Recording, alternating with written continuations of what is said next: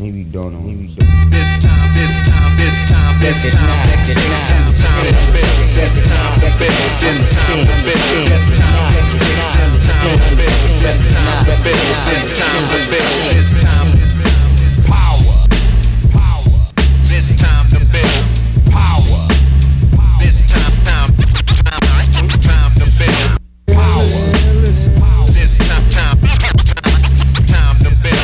power. What's up, everybody? I am your host, Chris Hampton. Welcome to episode 73 of the Power Company Podcast, brought to you by PowerCompanyClimbing.com. I am here at Power Company headquarters in Lander, Wyoming. And if it sounds a little echoey, because a lot of you know that I'm a stickler for this sound shit, and it's driving me a little crazy that it's echoey in here, it's because the office is brand new.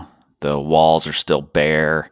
Well, eventually I'll be surrounded by books and I'll have some acoustic panels up so that I can record in here without all this echoey. So you probably can't hear it. You probably don't give a shit. But that's the bane of my existence right now. Anyway, Power Company headquarters, this new office is exactly 34 seconds down to the machine shop.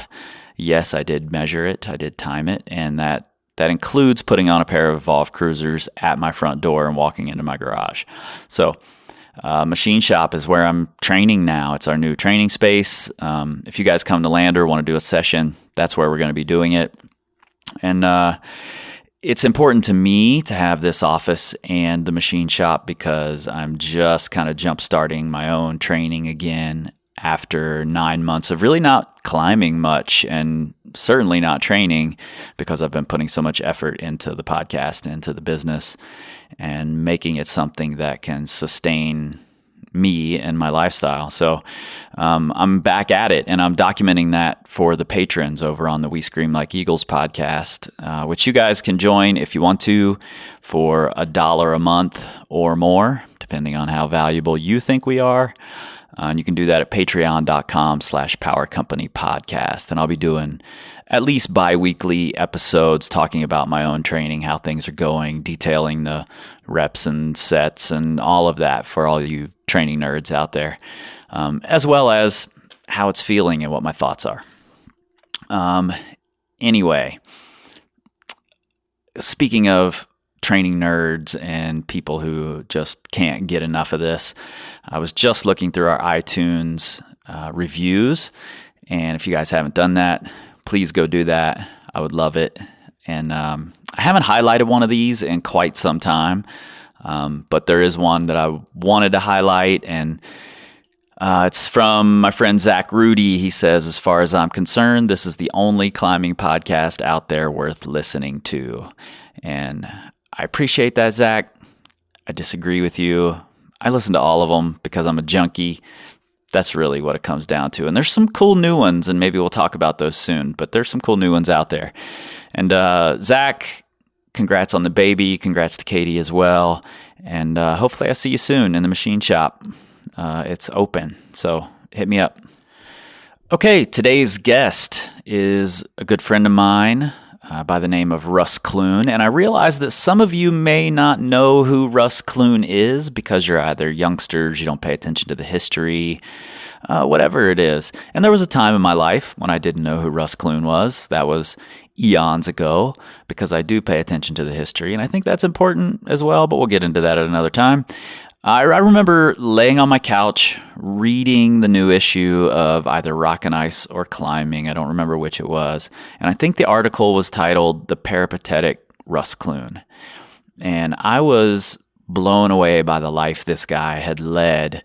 At the time, I think he had traveled to 35 or 40 countries, something like that, to climb, both for early comps, back with Todd Skinner, and also as a regular partner of Wolfgang Gullich and Jerry Moffat, and that whole crew of legends, and as well as Lynn Hill in his home area of the Gunks, where along with Hugh Herr and Jeff Gruenberg in 1983, and Lynn, of course, they established the first 13 in the East in yo-yo style, which we talk about a little in this episode. And he also climbed 514 in the early 90s when 514 was a brand new thing in the U.S. But beyond that, I mean, I think Russ's strong suit and what anyone who knows Russ will connect him with is that he really values the friendships and the people that he's gotten to know and climb with through all of this travel. And he recognizes the importance of that for his climbing. And he's a natural storyteller. I think that comes through in here. You can also check him out on the Enormocast. There's a great episode with Russ over there. So I'm going to jump into this episode with my good friend, the peripatetic Russ Clune. If you're going to keep on enjoying climbing, you have to have fun. And if you're around fun people, that makes a big difference. You know, it's just not that much fun if you're around people that you really wouldn't be around otherwise. This time power. This time to build power. This time to build power. This time to build Slabs. Got the top rope is great lead. There are slabs here in the red? Best routes in the red are slabs. It's a great secret. Nobody ever's on them. You might be right, actually. Some of my favorites are definitely slabs. What is your favorite slab climb in the red? You know, it used to be probably Swahili slang, Right. but I think Wicked Games at Roadside is my new favorite. Wicked Games is awesome. It awesome. never gets done either. No, Never. It's hugely reachy, Yeah. which was super fun for me. Two big Like, cruxes. Two yeah. big moves in a thing. I yeah, remember there's that. some massive moves for me, which Yeah. is super, Even for super me. cool. Even for me. I remember that's like, oh, it's really weird because you do that. I remember that route, like you go up and all of a sudden, I remember there was two fixed beaners on the thing. And each one signified Yep. where the, where the move was going to be. This is where no one gets past. Somebody got past the first one, but not the second one. Yeah, totally. Yeah. Yeah, I think when I went back and did it this year after trying it eons ago, Yeah. and there wasn't a spot of chalk anywhere. I'm sure not. And I remembered this giant spider that lived in the little Waco at the top from the first time I got on it, like a decade ago. And I swear it's the same spider still lives in there. It's enormous. And I don't think it's seen a human being since I went up it. You know, a one of the decade problems, ago. that thing suffers from where it sits because that left totally. side of roadside, nobody ever goes Nobody over there. goes there. And it's beautiful over there. Yeah. It's one of the If prettiest that walls in route the was red. like anywhere I could the load or drive by or any popular crag, it would get done all the time. Yeah. Or at least totally. get it attempted all the time. Yeah. Have you been up that Gene Wilder thing at the Chocolate Factory? It's so funny that has suddenly become a popular route because that thing had a reputation. I remember passing by it several times, and it always had that reputation of being, it's kind of supposed to be like pretty bouldery, cruxy, and the bolts aren't in the right place, yada yada. But now it's apparently quite popular because it was stacked with people today getting on it. Yeah, it's really good. It's kind of heady. Like you're making some big runs between bolts on some kind of hard moves, and it starts out with a giant move. It looks like it. That undercling pocket with the left Yep, hand. totally. Yeah, you can see that thing's going to be a big move. Yeah. I guess Super Adrian. cool. I don't know his last name. Emily Harrington's significant. Oh, other. yeah. He's Starts with a B. Anyway. he's that's his first 13A project. Oh, nice. Yeah, I was like, well, that's an interesting one to pick. Yeah. Okay. Came to the red to climb the slab routes. Did you hear what they did on Cho OU? On what? Cho OU, 8,000 meter Oh, peak. no. Emily and Adrian? They in 2 weeks they flew over to China, went up there, climbed it, and skied down it, and were home in 2 weeks. Skied down it. Yep. That's insanity. And they waited for the weather window to get their flight, and they flew over there, and they just like, we're gonna do this right now. Just made it happen. They did 2 weeks. A weekend warrior approach. It's to like show cragging, you. 8,000 meter peak cragging. It's crazy, man. That's pretty. I said, I don't think it's going to happen too many times in your life. Yeah, and that kind of leads right into what I want to talk to you about, and it's really, like I told you, this podcast is about progression in your climbing and how to get better, mostly, not just training. Right. And of all the climbers I know, you're one of the most well traveled and have been for a long time, since before people were really traveling for climbing. In fact, I think you probably traveled before the wheel was invented. Correct. Yeah, we had to row those boats with the Vikings. It was kind of a pain in the ass. But Yeah, you slave ships and such. You went to Europe your first time on a pterodactyl. But and I think it's super important for your climbing, like to to travel to new areas and climb with people who see it differently than you do, and to climb on new rock and learn new styles. And I think that's all rolled up into this one huge important part that a lot of people miss by just staying in their home areas. Oh, I would agree for sure. You know, I was back when I started traveling for climbing. It wasn't today the resources you have, you can figure out just about any place pretty easily within an hour. Yeah. Just doing some web searching, and you probably get a connection there to make the whole thing go smoothly.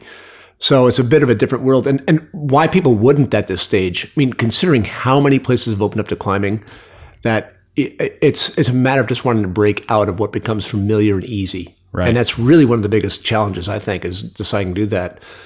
But there's no question about it. The more time you spend traveling around and climbing with different people in different cultures on different stone, you can't help but progress. It might not be a grade progression per se. You might still find yourself like, whatever, you come to the red and you're good at climbing steep 512s or 513s. Then you end up in the Mellow Valley in Italy, and you're climbing granite slabs suddenly, it's going to be horrendous. But you'll find if you develop the techniques on that different kind of stone, it will, in the end, better your technique on steep stone as well. Yeah. Even though, and maybe in the end you can only climb, the first time, 511 slab on granite. That's pretty stiff. No doubt. It's for real. So, yeah, I think the more it's going to develop your techniques, it's going to give you more tricks to pull out of the bag when you need to. And plus, I think as important as anything, it keeps it interesting. It just keeps it super interesting. Yep. What was the first time that you traveled a long way to go climbing? My first overseas trip for climbing was in the summer of '81, and I went with my girlfriend Melinda. We traveled to Europe for, I think it was about 3 to 4 months altogether. And we started off. Now there wasn't, the place we knew we were going to go climbing was England, because England, as far back then in '81. This is before there was sport climbing. It was just rock climbing. You basically took your gear and you went. And England was the only place really in the world that had climbing that was recognizable to us as Americans as free climbing. So this is still in the day you didn't hang dog, you didn't wrap down routes beforehand. It was yo-yo, the year of the world of the yo-yo. Right.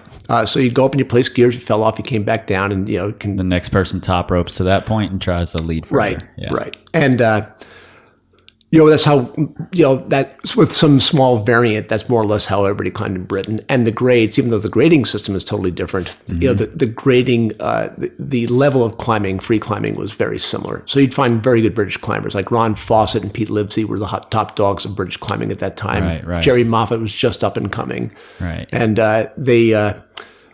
so that was the logical place to go. So I think we spent our first more than a month, basically camped at Stony Middleton, climbing on the limestone around that Peak District, climbing on the gritstone. We traveled down to the southwest and climbed on the granite down there, and also some of the shale.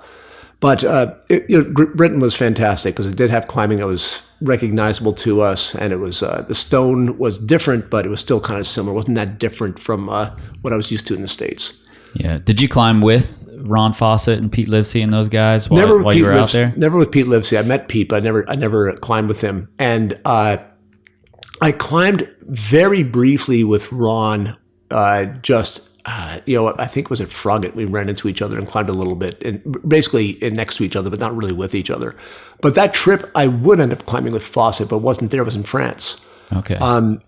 We didn't have a real agenda, but when we were hanging out, I think we were in Wales at the time, and there was a climbing magazine we were looking at, and the front cover was this pocketed wall with somebody on it, and it was talked about this place in France called Buix. Yeah. And we were like, we should go check this place out.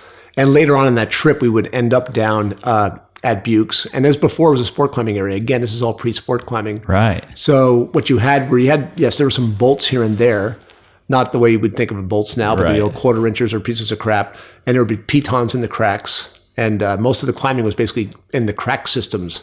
So Ron, I wasn't even aware there were crack systems in Buix. Yeah, there were.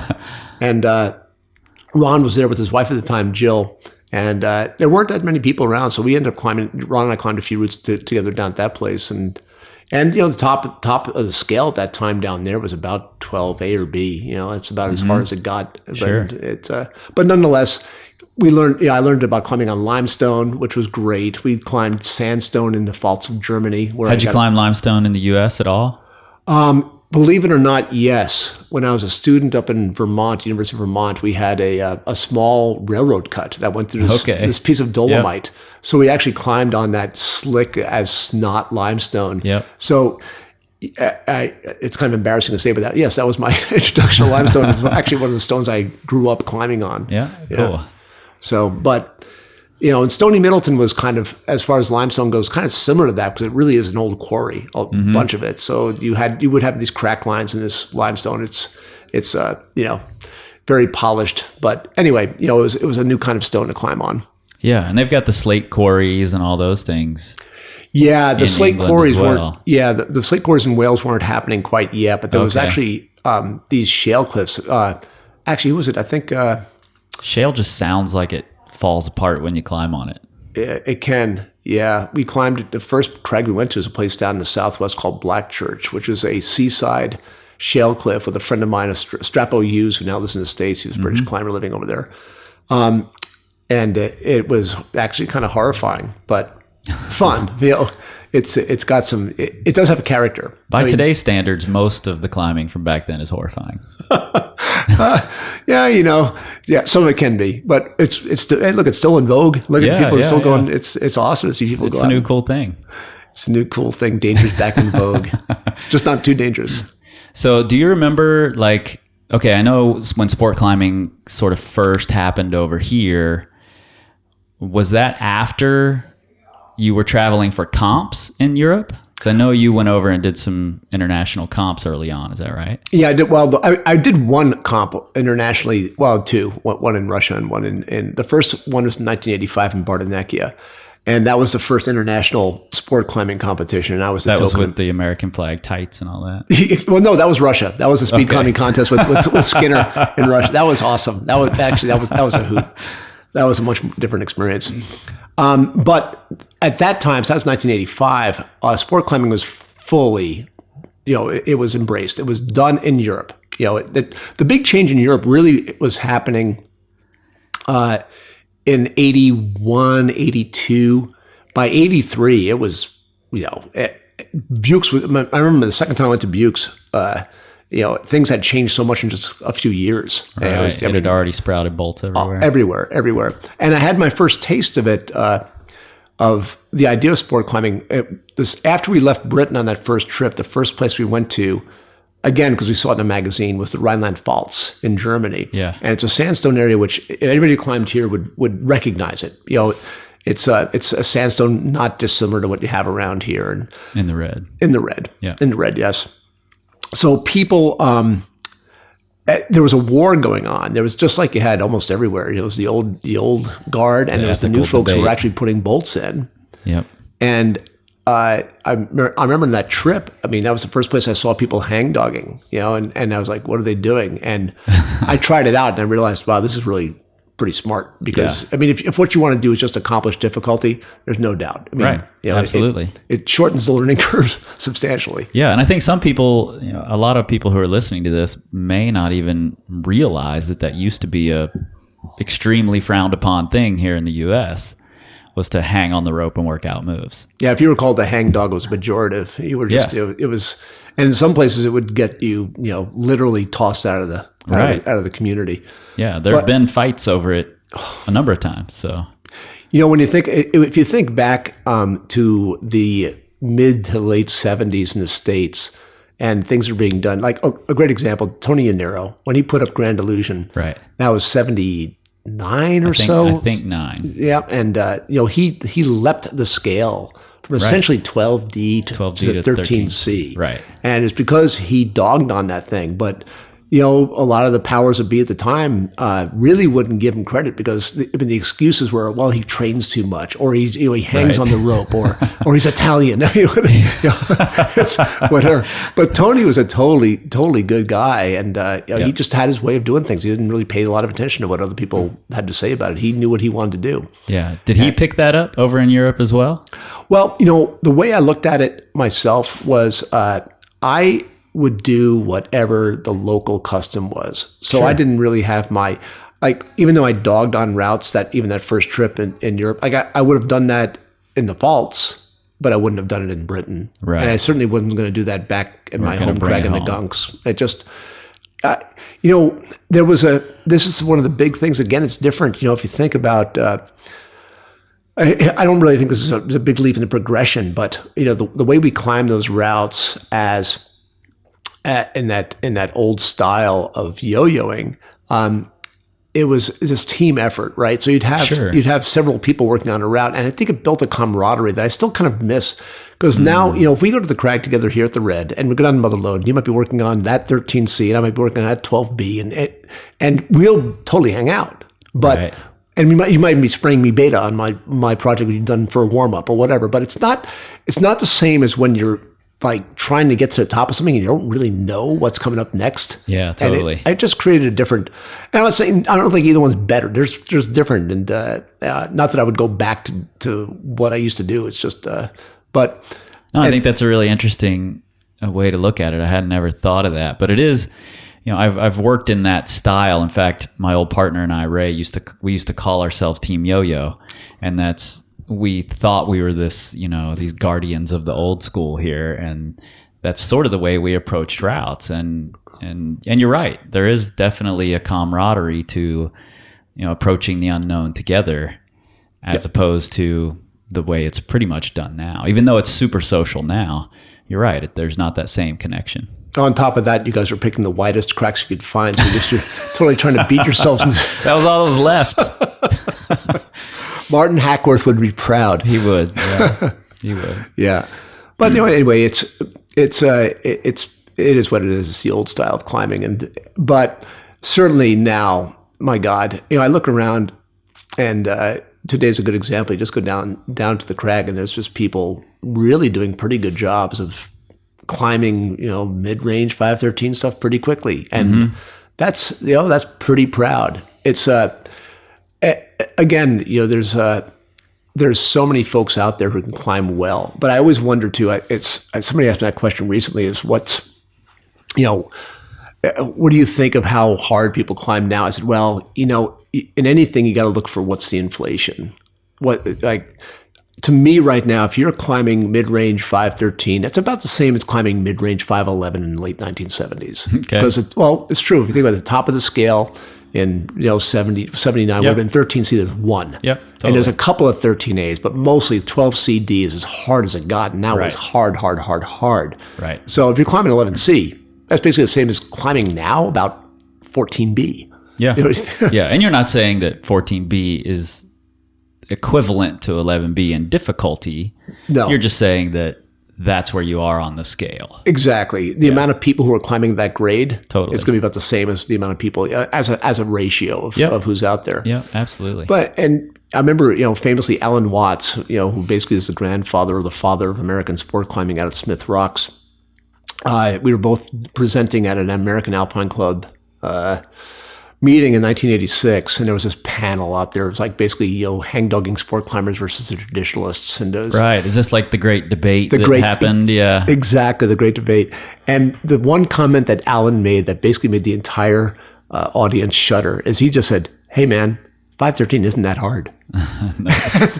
And I was nodding my head saying, he's right. It really isn't that hard because people are climbing that grade, even though it was hard at the time. How much training we were really doing to do that, and how much there was. You could see that it hadn't been formalized yet. And now, look at this is part of your business too. There's a formalization now in the training for climbing and how you go about it. Totally. And the way that's being treated. I mean, there are so many resources for learning how, even just reading climbing or Rock and Ice magazine and Neil Gresham's articles. The guys obviously thought about it from a scientific methodology, as have you, and that makes a huge difference. Yeah, absolutely. Absolutely. And I think that's something really important to take away, that Alan Watts had figured out back in 1986 that a lot of people are still just learning today. If you look at Europe, they had it figured out a long time ago, and that's why you go over there and 514 seems pretty normal. Yeah. And over here, even here in the Red, which is one of the most popular sport climbing areas in the country, 514 is still pretty hard. There still aren't a ton of people climbing 514 at the crag. Right. And But I they'll be think there it's- very soon. It's- Yeah, it'll get there quick. But people are still in that mindset that 513 is really hard here. Right. You know, and I think that's something important Alan picked up from the Europeans, and you know, you guys all picked it up as well. You know, it's for me. It's just funny. It's a shift. It's a shift in paradigm. For me, 513 will always be a difficult grade. I mean, we put Lynn Hill and Jeff Grunberg, and you heard myself put the first one up in the East in the Gunks, and in 1983, 513 was pretty goddamn hard. Right, that was a top end grade. It would be equivalent to putting up a 15A now. Yeah. So it was a big deal to do that kind of a route. But in fact, when you think about it now, it's not really that hard, but it was. Yeah, for sure. But being able to, what I've always found difficult, even though I know in a very analytical sense that it's not that hard, thinking about it's like, that's pretty hard. I mean, I still think it's 513 as being hard. It's not because it's physically, well, at this point, yes, but it's not because it really is physically that much of a challenge for most folks with a generally good level of climbing fitness. Mm-hmm. But if you can break it out of your mind as being hard, boy, you've beat it. I mean, that's it's basically your mental state on this stuff counts. Well, if your brain can do it, your body will. Yep. But your body has to help your brain along, I think, to some degree. And I remember having a conversation with Sonny Trotter around the time that I just started to break into 513, and we were talking about I don't even remember what route, maybe Cutthroat at the Motherlode, mm-hmm. and I said to him, well, 513 is still really hard for me, and he was like, man, 513 is still really hard for me too. And I was like, that's really cool to think about, because Sonny's such a nice guy. Yeah, he's such a nice guy, and he lied to me. He's Canadian. You can't help it. He's but nice. It felt good to think about, that 513 is actually difficult climbing. Yeah. And it's not, it's not that the average person is going to go climb 513, but if you look at it in this broader sense and approach it as something believable, then it's becomes a lot easier. Totally. Oh, there's no question about it. I mean, absolutely. When I was when I was kind of finishing up my full-time climbing career and decided I need to do something with my life, I decided to go back to grad school, and I thought I was going to go to school for exercise physiology. So I went down, I went to a couple of symposiums and listened to a bunch of people talk about stuff. And I got involved with this one guy who was doing a sports psychology program at Teachers College at Columbia down in New York City. And he totally altered where I thought I would go. I thought I was going to be on the physical side of it, but then I thought everything he was talking about with athletic performance made so much sense to me that I kind of ended up taking that path instead. And it was really interesting. One of the things that people think often is that, okay, yeah, I'll just positively think about how to do these things. But what I realized after learning about more about psychological aspects of performance is it's really a lot of work. Totally. In some ways, it's much harder work than physically training for things and getting your brain around stuff and trying to break habits that have in some way or another gotten in the way of your performance. Yep. That's a tough nut to crack. And not everybody can do it. I mean, a lot of people cannot do it. Yeah, and that's tough in a relatively simple sport. Yeah. And in a sport as complicated as rock climbing, it becomes exponentially even harder. Yeah. Yeah. Agreed. So when you were in Europe seeing this hang dogging, how long did it take before you started bringing it to America, before you were doing it here where it wasn't necessarily accepted? I think the first thing I did in the States in the Gunks, it was probably 80. I think it was 80. I think it was 85. After you don't have to incriminate yourself. No, there's no incrimination. He wasn't. Well, one thing we weren't doing at home, we weren't like wrap bolting stuff. Right. And that would get to be an issue in the Gunks. That became enough an issue that eventually the Mohawk Reserve, which owns the cliffs, basically said, okay, we're a nature preserve. We're not going to have people like chopping trees and wrapping down and drilling holes. So they put the kibosh on it in 86, I think is when the policy changed. Yep. But and some areas should stay that way. Yeah, I mean, there's even though I can think of some things in the Gunks would be benefit with a bolt here and there to make some things go. Most of the stuff in the Gunks, you can't lead it because it's too scary, you can usually top rope it. So Right. not always, but usually. But in any event, the first thing I remember doing in that manner was a route at Lost City that I called Thunderdome. And it still had natural gear on it. It had nuts, but I basically worked the thing from the top down and then did it in a red point ascent style. Right. So that was the first one, and I did a couple of other ones like that. But funny enough, that was also a time when Scott Franklin and his gang, Jordan Mills and Alan Diamond, were getting involved with doing some hard routes. And Scott was a pit bull, man. That guy was strong and he was committed. And he, in a way, he took the next route that would be 513A in the Gunks was his survival of the fittest. Right. And he did that ground up. Old style, didn't no shenanigans. Showing that it can still work. Showed it could still work. Yeah. Yeah. Yeah. Then he'd eventually solo it. So he basically. Yeah, and I think that's really interesting because Scott did come from kind of a new generation of climbers, the next generation after you. Yep. And I think we're kind of seeing that right now with Adam Ondra, who comes from this next generation after Tommy. And Kevin. Alex Megos as well. Yeah, yeah. Did I tell you the story about what Stefan Glovich told me this summer? No. This is so background. Stefan Glovich was in my era, at least in the comp world. He's a little younger than me, but not a hell of a lot.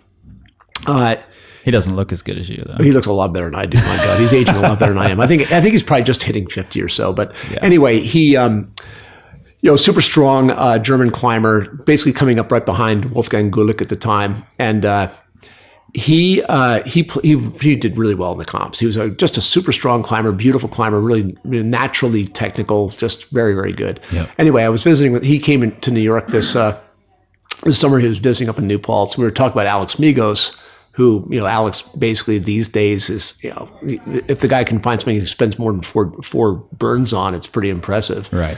And Stefan said to me, he goes, what you're seeing here, Alex is the first to the tip of the spear. I said, what do you mean? He goes, well, he's the first to come out of the new training regimen going on in Europe. And he said, you have to understand now, the kids who are in these programs, they're young. They're 13, 14, 15 years old. And when the November starts until the end of February, they're never allowed to even touch rock. And they have a program which builds on power and power endurance and endurance. And he goes, for endurance, they will have days where they go to the gym and they will do 100 pitches of climbing in the gym from 7C to 8B. And I said, no fucking way. I don't believe it. And he insisted that's what they do. They spend 14 hours at the gym.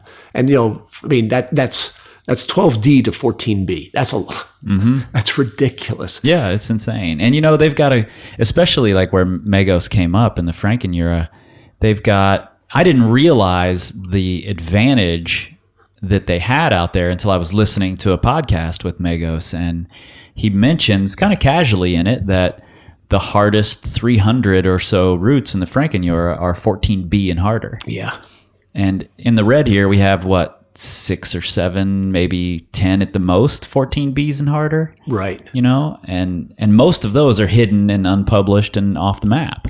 Yeah, there's 300 of them over there. It's a great point. I think this is true for Europe in general. Still, it's the amount of people who climb and the way that climbing is set up in Europe. It's almost like little league baseball or pee wee football, right? Or, Pop Warner football here. I mean, it's kind of that kind of a thing. It's very regular. It's like kids play soccer and they go to the rock climbing gym, and that's beginning here. We know how many gyms are popping up everywhere, right. And how many there are folks like you who are putting together programs. People who really want to progress and get better. Yeah. These options now exist, but they've existed in Europe for a long time. Yeah. A long time. And a lot of the climbing areas are near population centers. Now, if you think about some of our major sport climbing areas, and the Red being the biggest one now in the States, population center, Lexington, right? No. I mean, It's a drive. Now, the Franken-Jura, look around, look at the cities within an hour's drive. Mm-hmm. There's millions of people that can go to the Franken-Jura in no time. So it makes a huge, huge difference. And it's no surprise. They've had a way bigger head start on it. So we don't have anything like the population of climbers. European climbers are still, to this day, just light years ahead of where American climbers are in general. Not specifically. We have some great American climbers, obviously, but the population base of people who, as you know, if you go to Europe and you see somebody climbing a 514B, it's like yawn. They're warming up for their 15A project. Right. It's not, and there's like one or two of them. It's like the ropes are stacked for that warm up 14B. Yep. How soon on those trips to Europe do you think that they started to kind of shift the paradigm for you? I think that next time, I think it was 84, something like that, when I was back in Buttes again, and the place had sprouted all those bolts, and all of a sudden there were roots as hard as, it's like hard 13s. I'd gone from my last trip to Buttes. I did the hardest routes at Buttes. This trip to Buttes, I was getting shut down on stuff left and right. The improvement level was huge. Yeah. And at that time, there were only a handful of easy 513s in America, right? Yeah, there weren't tons, and they were spread out. They were not everywhere. So, but we were also still climbing at that time. We were still fighting over whether or not we're going to have sport climbing. And, by 84, 85, I think Smith was the only place where there wasn't a debate. Right. Also, there wasn't like a bunch of the old guard that I know of anyway that was trying to fight to maintain some legacy of, the past. I mean, it's just move on. Yeah, no doubt. So have there been any trips for you to Europe where you can remember taking some specific lesson that you were able to bring back to a project or to a crag or some objective that you might have had, something specific that you carried back to? Well, I think the biggest one is what I mentioned before, and I saw people hang dogging in the faults, and how much that changed what I saw I could do. The other one that was big, though, I think there's another thing that's really important for getting better. When I made those trips to Europe, I would try to hook up with really good climbers. Yeah, I think that's huge. It makes a big difference. And I spent an enormous amount of time with Wolfgang Gullich, and that guy was just a powerhouse. And watching him climb, even though he wasn't the most elegant climber to watch, he was one of the strongest. I mean, he was just a bull, and he could pull on stuff that was amazing. And I think that was an important factor as well, as much as anything else, is being with somebody who is going to push you.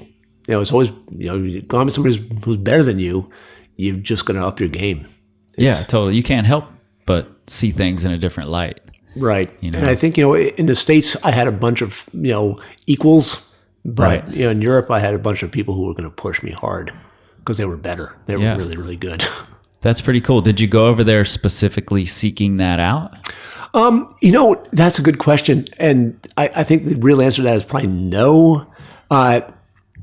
It just kind of naturally happened. And it's since the scene was so much smaller than as far as just general amounts of people at the crag, you just found yourself with people, you'd see a bunch of folks and it's like, who's climbing, around the same routes I want to go do. Yeah. And then that's how it would often end up. And with Wolfgang, it was mostly people who were fun too. Like Jerry Moffat was a totally fun guy, and his whole gang at Hunter's House row up in Sheffield. I mean, that whole place was completely nuts. But there were a bunch of good climbers, Martin Atkinson and Andy Pollitt and Chris Gore, and there was a whole bunch of folks who just became part of that community. And so it wasn't that I was seeking them out because I wanted, it's like, sensei, make me a better climber. Right, right. It was just because they were friends and they happened to be really fucking good climbers, and they were fun to be around. That is, I think, another thing that's so important is if you're going to keep on enjoying climbing, you have to have fun. And if you're around fun people, that makes a big difference. As opposed to, it's just not that much fun if you're around people that you really wouldn't be around otherwise. Yeah, totally. Absolutely. So here's a thought that I hadn't really put two and two together until now when you were talking about Jerry and that crew. How many different types of rock and different angles and different styles did that crew have within a couple-hour drive of where they were based? So if you think about that Peak District area, there's still the two principal kinds of rock you're going to have. Are going to be limestone, and you're going to have grit. The gritstone, even though the edges have some distinct characteristics, it more or less is a very similar kind of climbing. It's a technical, very footwork intensive kind of climbing for the most part, and it really, gritstone and rets are some of the most technical climbing you'll ever do. So they had that, and limestone was very varied. So you'd have things from the quarries that were, verticalish stuff, and you go up to Yorkshire and then get on Malham Cove, and you go to Gordale Scar. Those things would be steep. So you'd have some variation with that for sure. And plus, you got to remember the Brits went to France all the time. Right. They, I think Pete Livesey once famously said the future of British climbing lies in the south of France. And for a while, he was correct on that. Yeah, no doubt. Yeah. Now, what about like Jerry had these crazy projects, I know, for years, and Jerry and Ben kind of traded off, the hardest routes of the times. Yeah. And in my head, those were always these big steep things. Is that true, or? Well, if you think of what's Ben's route that Alex just did, it's over Hubble. at which one? Hubble. Yeah, I mean that turns out that thing's brutally hard. Is it long? No, it's basically like 30 feet of heinous climbing at Raven Tor. Raven Tor, that's what I was going to say. Yeah. So they weren't always big, long routes, but you did get some bigger, longer routes at Gordale and Malham especially. And Malham would end up being the place where those 514 routes that's where they get them. Gordale, I think, ended up not as much. Ron Fawcett did a bunch at Gordale that were basically in the 512 to easy 513 range. But Malham would be where the big, longer routes. But, Raven Tor that's classic because that crag has a lot of climbing on it that's steep, but the bottom part of it is where it's steepest and has the most technical, the least amount of holds. So you end up with these short, heinous boulder problems into bigger, almost comparatively speaking, jug halls. Yep. And those guys I know they were doing a lot of bouldering, like in these little caves at the base of routes. And I remember reading Jerry's book talking about these heinous, ugly traverses that they used to do and little roof routes or whatever. So they were climbing on a lot of different angles and rocks, and they weren't necessarily just sticking to one thing like steep overhanging Red River jug halls or something like that. No. And if you think about it too, it's all those. It doesn't really even matter what generation you speak. At least the ones I'm familiar with, is what the great climbers did was they went around to different areas and challenged themselves on the hardest routes of those areas. Yeah, good point. They would come over here and tour, like Wolfgang did and Jerry Moffat did. And Edlinger, when he made his trip to the States, and basically went around and basically just kicked everybody's ass, because before people were getting serious about training and sport climbing here. Not that we didn't have great climbing, but it's like, what do you mean? This is hard? I mean, I can hang on this hold for like 5 years. I mean, this is not very hard. So, and plus, even they'd often be like, they can't place gear. It's like, they can place gear well enough. They can hang on forever to figure out placing gear. So totally. And I think, that was the same argument that a bunch of people were making about Adam coming over to try the Dawn Wall is, well, what does he know about climbing on Yosemite granite? It took Tommy 7 years to figure it out. How's he going to do it in a month? But he did. And amazing too. I mean, big ups to that's, I don't know Adam. I've never met him, but he certainly did his homework. Yeah. And I think he's found out it was even harder than what he thought it was going to be. But that what a project. Crazy. Yeah, and I think maybe the fact that he didn't, and this is totally me guessing here, but I think maybe the fact that he didn't romanticize Yosemite granite as this impossible to climb on rock that a lot of the older generation sees it as, made it a little more believable for him. And he's climbed on so many different types of rock in so many different situations, and his level of climbing literacy is so high that he can just figure it out faster because he believes it and he understands it. And it just wasn't as daunting for him as it was in everyone else's heads. Well, and also you're absolutely right. It's not like he'd never climbed on granite. That guy's bowled super hard stuff on granite, so he understands the medium. And it's also another signature of great climbers. It's if they look what the project coming up, it's like it's not if I can do it. It's like how fast can I do it, or how how much work is this going to take? And, there's no question. I'm sure even when Adam came here, I mean, again, I don't know him, but I'm going to guess that he was pretty damn sure he was going to do this thing. I mean, there's going to be an element of doubt in it, but it's 14D. I've been doing a lot of granite bouldering. I've been practicing my thumber clings. I've on-sighted 14D. I've on-sighted 14D. Yeah. He's only got 2 pitches of 14D or so.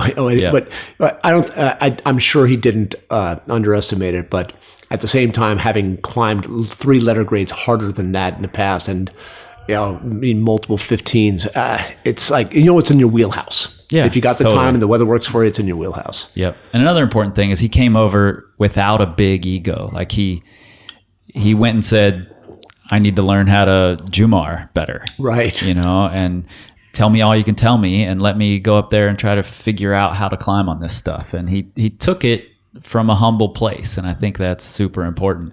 When you were first going over to Europe and climbing with Wolfgang and Jerry and all these guys who were the top climbers in the world at the time, and you were one of the top US climbers, was there ever a time where you had to consciously just set your ego back and be like, let me learn from these guys? Or did it just fall right into? They kicked my ass constantly. It was not a problem. No, it's but what you find, even with the best climbers, there were days when they sucked. There's some days where it just wasn't falling together, and there'd be the odd day where I'd climb pretty dang well compared to them. Not often, but that's their consistency was, they were great climbers. But I mean, for sure I had an ego about my climbing, but at the same time, it wasn't that. It was, I was always hoping to, how the hell did you do that move? How did you figure that out? Right. And for sure, I think it also was very motivating to watch just some of the things. Jerry's tenacity, that guy, he was a pit bull. He wouldn't give up. Mm-hmm. It wasn't, feet would be flying and arms flailing, but he would just somehow or another stick to it. And it was amazing. It was just even his smile looks a little angry every time I see it. Well, he was a fantastic competitor. He really was an amazing competitor. And, from Wolfgang too, Wolfgang was much different. Wolfgang did not really like competition climbing at all. It was not a place where he enjoyed it. But he was a master at figuring out how to do really hard routes and hard boulder problems. So he was great at projecting stuff. And, obviously the guy who invented the campus board knew a thing or two about how to get powerful. Yep. And he did. So very different. So, if on any given day back in that time, I would happily take Wolfgang's pure power and Jerry's tenacity, and you'd have a combination of be unbeatable. Yeah, totally. And there were tons of other folks like that too, but not tons, but there were other climbers of that merited the same kind of accolade. But those guys are two that I hung around with a fair bit, and they were if you weren't learning from somebody, then you were wasting your time. And I would hope we all try and learn something. We're at the crag these days, watching somebody good. It's like, wow, what are they doing? What's their body position? It's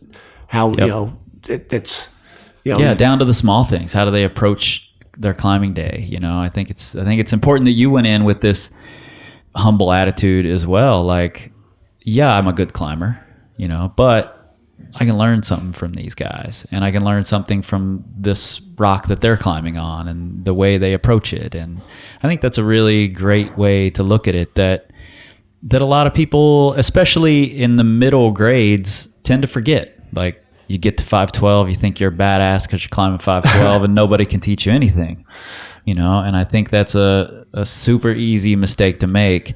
And you don't get to those higher levels, the 513s, the 514s, whatever. You don't get to those levels by having that closed mind.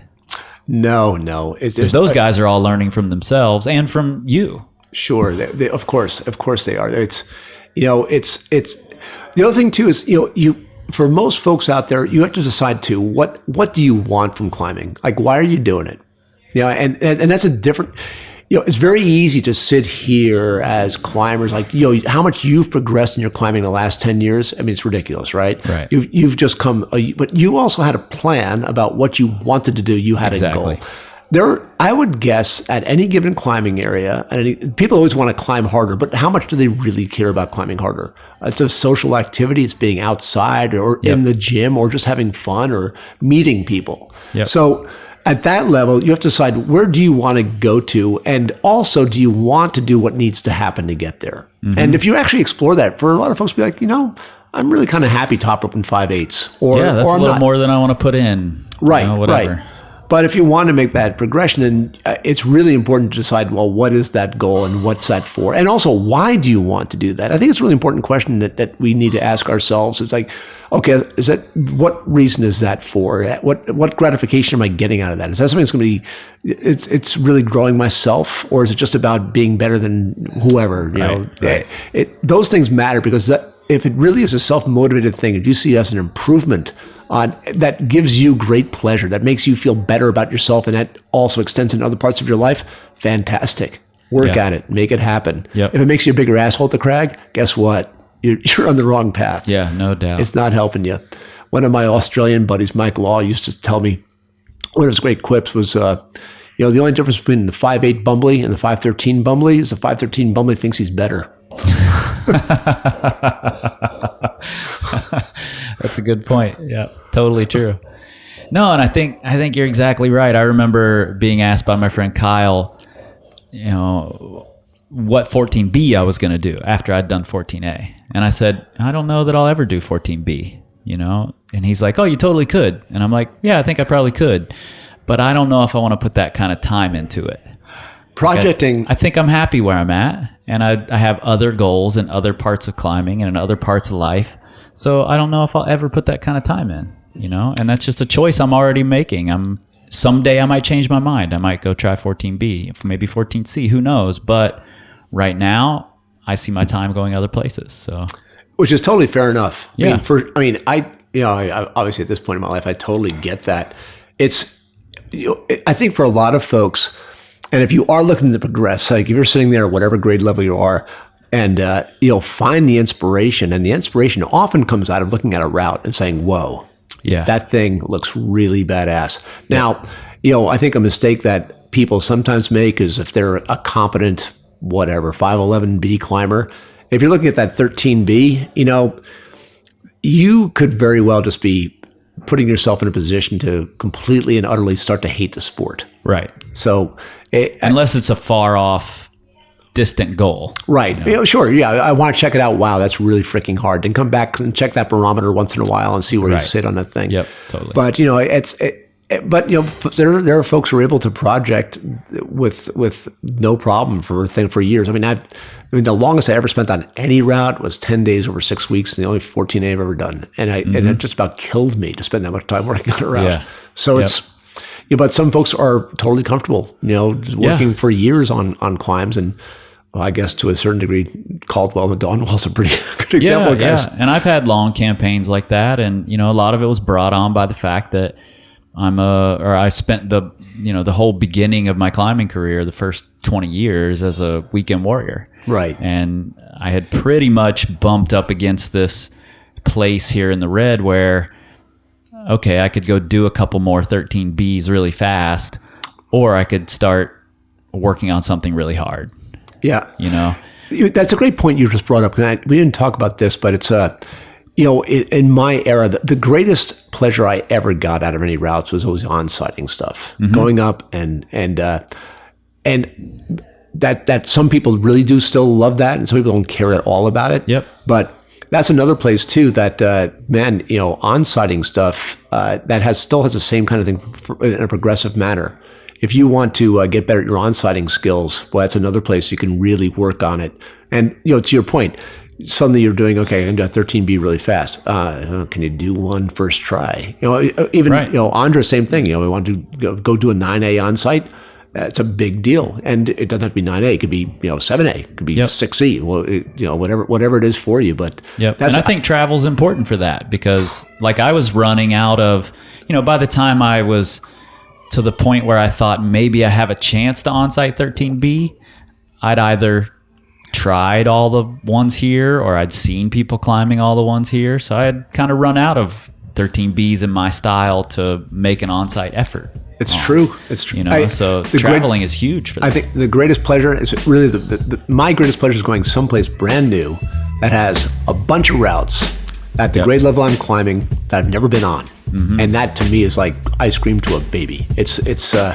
I love that more than anything. It doesn't really matter what the style of climbing is. I just see a bunch of climbs in that grade that look really fun. Yep. Then that inspires me beyond. Now, for some folks, no, but I think as far as progression goes, it is what's the inspiration for you? What is it that's going to make you want to do it badly enough to go through everything you need to do that route? Yep. Do you know how many countries you've traveled to climb in?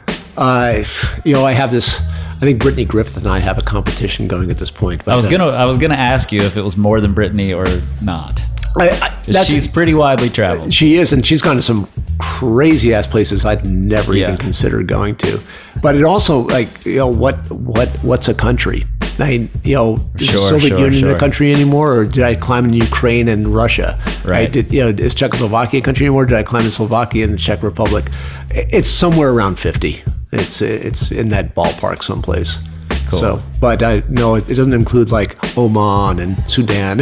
Right. Maybe a little less third world or fourth world stuff. Yep. Well, man, I wish you many, many more countries and many more long on-site trips, and getting what you love out of this, because you're one of the good guys out there. I love seeing you at the crag. I love seeing you wherever we bump into each other. So. Well, thanks, Chris. I feel the same, and congratulations on getting people motivated and getting them trained up and helping them get to where they want to be. Thanks, man. It's cool stuff to do. Yeah, it's super fun for me, and thanks for sitting down with me. Thanks, buddy.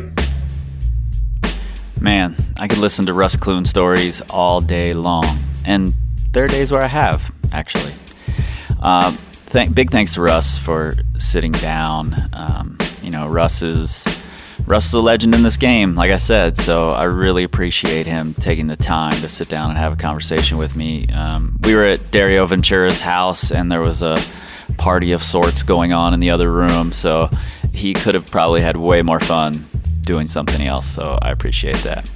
I don't consider myself a widely traveled climber at all, not even close, and while I plan to change that, I know that some of us out there just don't have the opportunity to go to Spain or France or South Africa or Norway or whatever it is, and learn those styles and see those cultures. But even if you don't, I urge you to take short trips around the states, even in your own state. It could, there are hundreds and hundreds of scrappy little limestone crags around the US, and if you can get to one of those and your normal rock is sandstone, then you're going to be a better climber just for learning how to climb on limestone and just learning that style. If you get to another area, watch the locals, see how they do things, watch what they bring to the crag or how they conduct themselves or what their warm-ups are, and just try to pay attention to what's different about the way they structure their days versus how you do at your home crag, and pay attention to the little subtle differences required to climb on that type of rock or that style. Is it more pressure on your feet, and how much pressure do you have to put on your feet to keep them from skating? Or, there's all sorts of subtle differences you can really tune into and learn a ton about climbing because of. And honestly, it's the same in the gym. Pay attention to what's going on in there. If something feels awkward, figure out a way to make it better. That's just part of becoming a more well-rounded climber.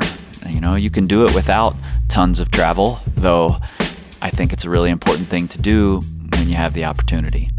So again, thanks to Russ. I believe he's still guiding in the Gunks, and you can find him, I believe, at alpineendeavors.com. You can schedule a trip with him out in the Gunks. And if I were you, I would do that. I think it's pretty amazing, and the guy's got amazing stories. I think it's great that we can climb with the legends. So that's something unique about this sport. So travel to the Gunks, hook up with Russ, climb some super classic Gunks routes out there, and just sit down and have him tell you stories. If you're interested in more stories, like I said in the beginning, I'm documenting my own training. You can find that at patreon.com/Power Company Podcast. For as little as $1 a month, you can get extra episodes over there and follow along while I Make a comeback. Don't call it a comeback. I don't know which it is. You decide for yourself. You can also find us at powercompanyclimbing.com.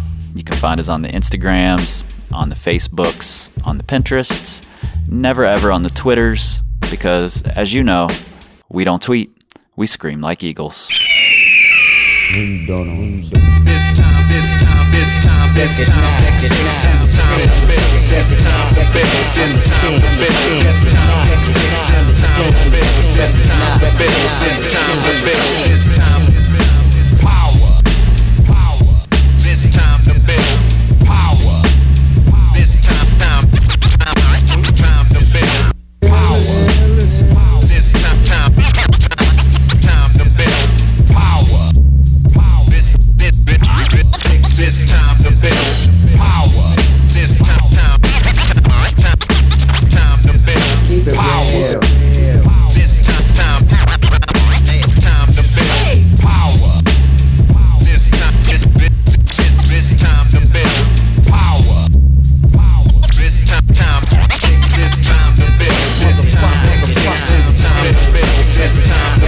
It's time to build.